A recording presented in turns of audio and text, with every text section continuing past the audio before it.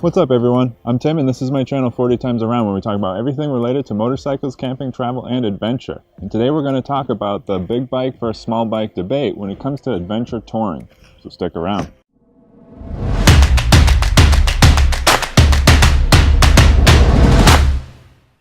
Okay, so big bike or small bike can have very different meanings depending on a lot of things. Are we talking about engine displacement, horsepower, weight, top speed?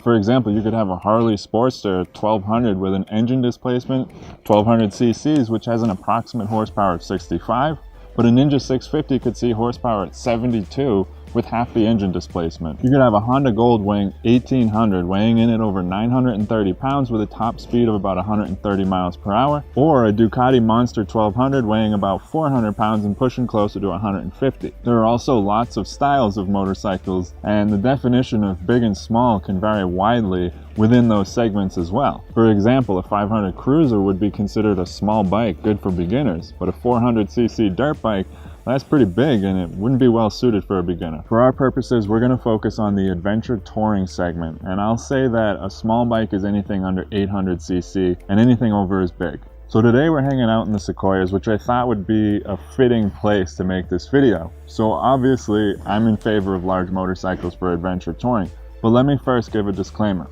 This video is only my opinion, and it's just that, an opinion. There are plenty of those out there, and I just wanted to throw my 2 cents in on the conversation. I really think you should take the bike you have because any bike will work. It's just a matter of how fast you get there and how many times you break down. As long as you're in the wind, I'm sure you will have a great adventure. If you're in the market and maybe your bike isn't up for the task and maybe it's overdue for retirement, then you should take the bike that is comfortable for you, and safety should be your main concern. You should be on a motorcycle you can handle safely. I'm not trying to convince anyone of what bike they should buy or take on a trip. That is for you to decide, and this video is purely for entertainment purposes.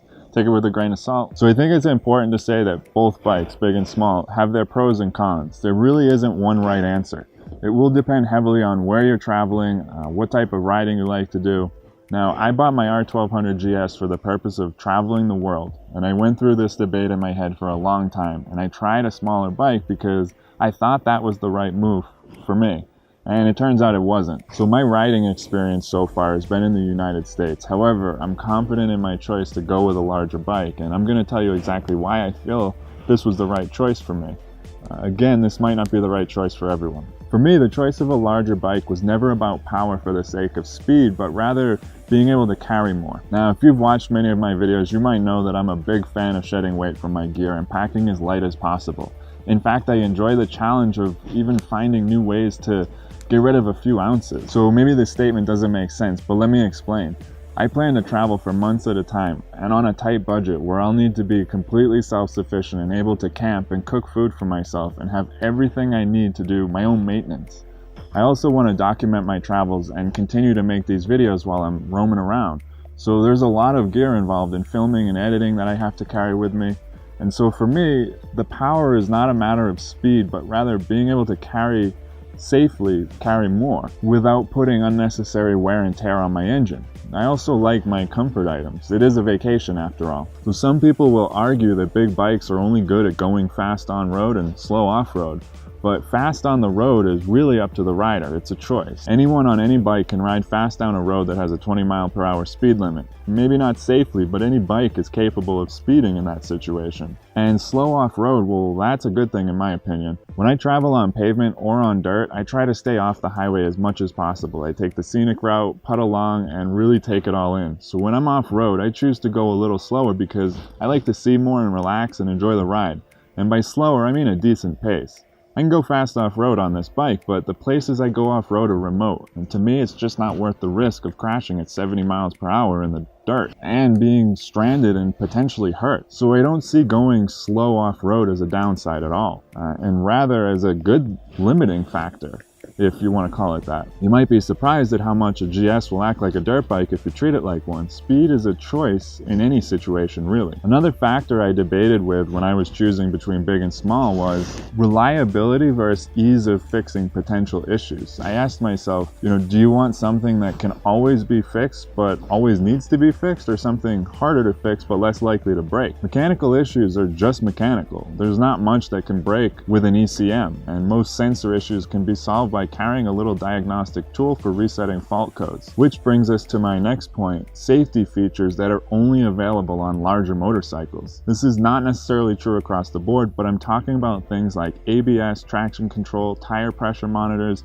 different ride modes like rain, enduro, things like that, ambient temperature sensors with black ice warnings, even some luxury items that can make riding in the cold a lot safer. Have you ever ridden when it was so cold you couldn't feel your fingers? That can get dangerous, and I've done it a few times on bikes without heated grips, and I can tell you, I feel much safer about it when I can feel my fingers squeezing the clutch or brake lever. So sure, these things can be weak points if they fail, but they're also valuable assets. I can't tell you how many times my ABS has saved my skin when someone pulls out in front of me in traffic. How many times I saw my tire pressure start to drop before I felt it deflating, and was able to pull over safely before I lost control of the bike. To me, I just can't put a price on that. I have had tires malfunction at high speed, and it was not something I want to repeat. Of course, there is an inherent risk involved in riding a motorcycle to some degree, but I want to take every precaution I can to limit it as much as possible. And another advantage to larger bikes is comfort. Even on short days, this is important. It's not about doing an iron butt ride every day, but just about being comfortable every day. I'm pretty tall and I don't like to feel cramped on a bike. I tend to spend a lot of time in the saddle when I'm roaming because I just love it so much and I can't get enough of it. So I want a bike that is comfortable for long days. I put a lot of thought into smaller bikes because parts are readily available everywhere. You blend in better when traveling in some countries. They're less expensive to buy and maintain. They're light for off-road, which makes things simpler, but what you're really comparing then is parts are available, but will you need them more? What about the convenience of not breaking down all the time? That holds value to me, but I see both sides on this one. Another aspect I debated with myself was blending in with locals when traveling internationally through Central and South America, for example. This is a strong point for smaller bikes. In fact, this was the big pull for me and a hesitation with my bike choice. But when I consider theft, I tend to think that a bike that blends in better is going to be easier to flip. Lighter means easier to put in a truck and therefore easier to take. In fact, the keyless ride on my bike makes it worth only the parts that you can take off of it. Without the key, the bike is useless. This is a big safety feature in my mind. And what about cheaper to maintain smaller bikes? Well, they're also less reliable. A big one for me that I regret pretty quickly with a smaller GS was chain maintenance. Now, that was a daily task on big trips for me, and it got old really quick to always have to carry lube and always be cleaning a chain and dealing with tension. I also considered parts and materials and their longevity and the frequency of replacing parts. I am a big fan of drive shafts, and I will most likely do a video about all the types of final drives and their pros and cons at some point too. The next factor was that smaller meant lighter and easier for off-road. But then there was the sacrifice of on-road comfort that came with that. So I decided if I can master a big bike off-road, I can have the best of both worlds. I realized quickly that there isn't much a big bike can't do off-road in the right hands. It's just a matter of how quickly it will do it and how much effort it might take. Also, a lighter bike can carry less because the suspension is not as good. Another point for big bikes. Again, small bikes have less computers to break, but also less safety features. Okay, and what about the price? Well, sure, big bikes are more expensive to buy, but they last longer. My plan is to keep my bike for a long time and put a lot of miles on it.